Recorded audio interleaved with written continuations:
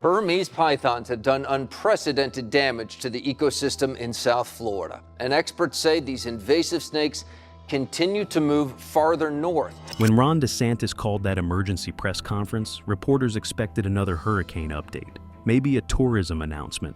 What they got instead made national news within hours. The governor had just received a classified wildlife briefing, and what officials showed him in that room was so alarming he went straight to the cameras. His exact words were, "What's happening in the Everglades is bigger than we thought."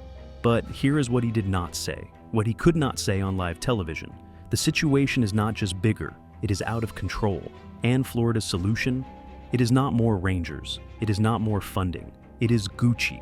Right now, while you are watching this, there is a secret war happening in the swamps of South Florida. Hunters waist-deep in black water at 2 in the morning.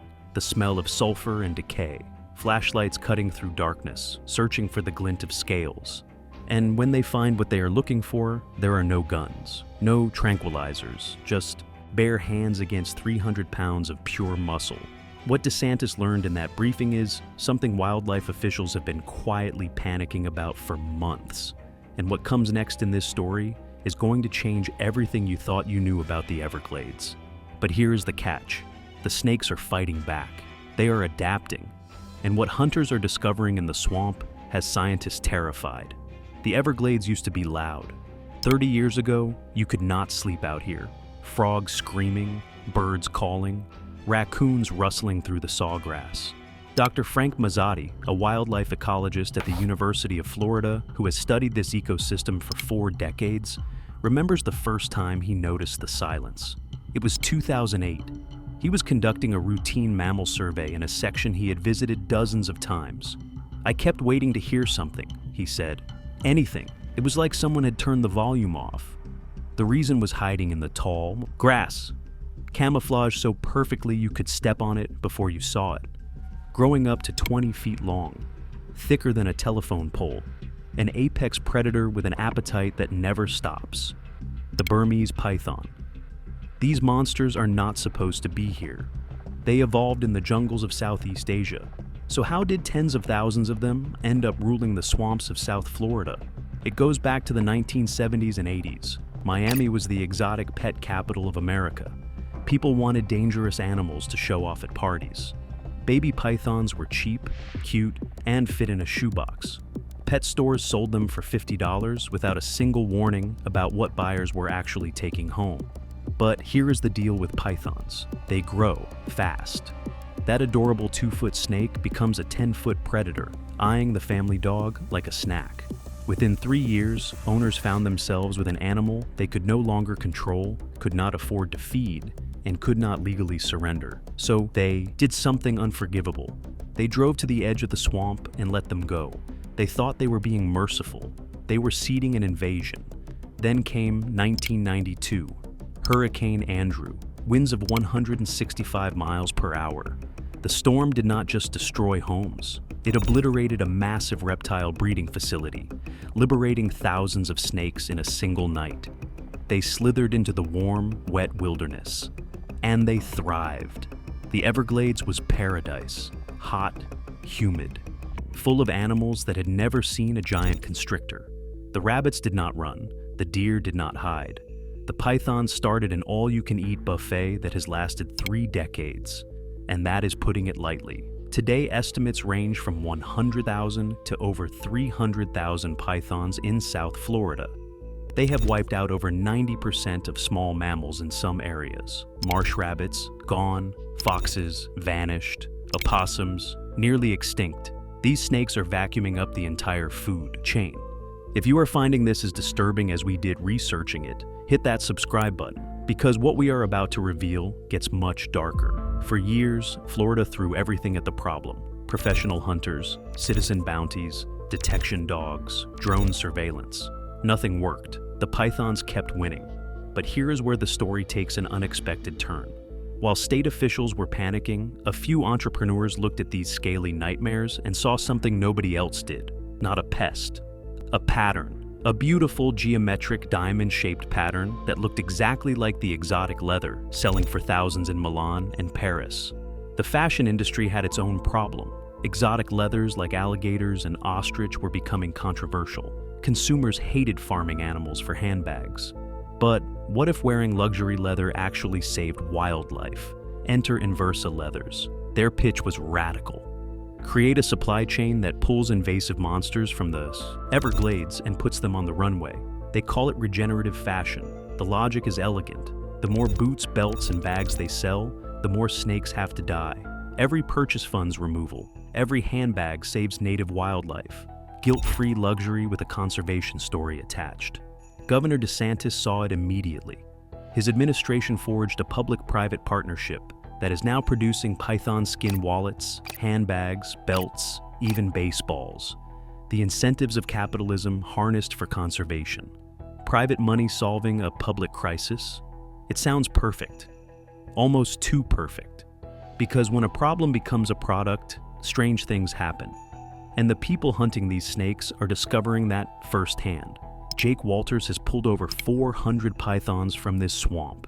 He is 43 years old, built like a linebacker, and has scars running up both forearms. Last month, a 16-footer nearly ended his career. She was buried in the muck near a canal, he told us. I grabbed the back of her head like always, but she was stronger than anything I had felt. Got 2 coils around my chest before I could react. Every time Jake exhaled, the snake tightened. That is how constriction works. You breathe out, the coils squeeze. You cannot breathe in. Your vision narrows, you pass out, then it is over. His partner had to pry the snake off with a knife. Jake still hunts, but he said something that stuck with us. These snakes are different now. Smarter, they hide deeper, they are learning. Most hunting happens at night when the pythons move. The Glades boys ride airboats over the sawgrass or crawl down levees in modified trucks, high-powered LEDs cutting through the darkness. They scan for the glint, that wet shine of scales, the ghostly reflection of an eye. Sometimes they drive for hours and see nothing. Sometimes they find 3 monsters coiled in a single drainage canal. When they spot one, there are no guns. Bullets ricochet off limestone. So they do it old school, bare hands, in waist-deep water that might also contain alligators. You leap off the truck into total blackness, not knowing what your boots will land on. The smell out there is something you never forget. Decay, sulfur, the thick, musky odor of the snakes themselves. Your boots sink into muck that tries to swallow your legs. Mosquitoes swarm so thick they coat your arms. And somewhere in that blackness, a 200-pound reptile is waiting, watching, deciding whether you are predator or prey. It is not that simple, though. Before the fashion money arrived, hunters got $50 for the first 4 feet. Enough for gas, maybe new gear. A side hustle, not a career. Now, everything has changed. A pristine skin can become a handbag selling for nearly $1,000. Real money entered the fight. More hunters, better equipment. But processing python leather is brutal work. The cut must run perfectly straight down the belly to preserve the diamond pattern. Nick, the skin, value drops. Bite marks from an alligator fight, value drops. Left it in the heat too long, worthless. And get this, with serious money on the table, the swamp is getting territorial. Hunters guard their spots like gold claims. But here is where things get genuinely disturbing. Economists call it the cobra effect. During colonial India, the British offered bounties for dead cobras. Worked great until locals started breeding cobras to kill them for cash. When the government canceled the program, farmers released all their worthless snakes. The population exploded, 10 times worse than before. Could that happen in Florida? If python leather becomes the next massive fashion trend, brands will need consistent supply. Fashion houses despise uncertainty. They need to guarantee 10,000 skins next year. But the entire point is to make pythons extinct. 0 snakes. Do you see the collision? Some wildlife officials are quietly asking questions nobody wants answered. What happens? If the fashion industry needs more snakes than the swamp can provide, could we see python farms in Florida within a decade? The people saving the ecosystem might secretly need the snakes to survive.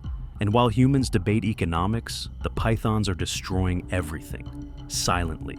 Systematically. Dr. Michael Dorcas, a herpetologist who has studied invasive constrictors for over 20 years, describes the damage as nothing short of catastrophic. In python-dense areas, mammal populations have crashed by over 99%. Not 90, 99. He called it the most severe wildlife decline documented in modern American history. Researchers have found full-grown deer inside these snakes, hooves and all. 6-foot alligators folded up like laundry. In one infamous case, a python's stomach ruptured trying to swallow an alligator too large for its body. Both animals died tangled in the muck. But the most chilling discovery is what researchers are not finding anymore. Marsh rabbits. They were everywhere 30 years ago. The foundation of the food web. Now they are functionally extinct in core python territory. This triggers a cascade of collapse. Without rabbits, hawks and eagles and bobcats starve or flee the region entirely. Without raccoons raiding nests, turtle eggs go uneaten. Turtle populations explode and strip the vegetation bare. Fish lose their habitat and die. The entire system unravels, one missing species at a time. Nature is a machine. Every gear depends on every other gear. The python is a wrench thrown straight into the mechanism, and the gears are grinding to a halt. Scientists have also documented something they call the landscape of fear. Animals still alive are so terrified, they have stopped normal behavior. Too scared to forage in the open. Too scared to mate during breeding season. The python does not even need to eat them. Fear alone collapses populations. The predator wins without hunting. Then came the discovery that changed everything scientists thought they knew. A 14-foot female on a researcher's table. Dr. Melissa Miller, a wildlife biologist with the U.S. Geological Survey, had dissected over 200 pythons in her career. She thought she had seen everything these animals could throw at her. But when she counted what was inside this one, she stepped back from the table. Her hands were shaking. 123 eggs, a single female, one breeding season. She made the call to Tallahassee that same afternoon. The math is brutal. One female, 100 eggs every single year. Miss just one, and you have lost a battle. Miss 10, and you have lost the war. Hunters remove a few thousand pythons annually in a good year. Sounds impressive until you do the arithmetic. The population breeds faster than anyone can catch them. For every snake removed, a dozen more are hatching in nests hidden deep in the inaccessible marsh. Those hatchlings grow fast. Within 2 years, they can kill a bobcat. Within 5, they are breeding themselves. And the snakes are adapting. They avoid the levees now where hunters patrol. They recognize the distinctive whine of airboat engines from half a mile away. They retreat deeper into inaccessible territory, where no truck can drive and no human wants to wade. The easy snakes are gone. What remains are the survivors, the cautious ones, the smart ones. Worst of all, they are moving north. Every year the range expands. New ecosystems, new wildlife populations, new prey that has never seen them coming and has no instinct to flee. What Governor DeSantis revealed in that press conference is not just bigger than people thought.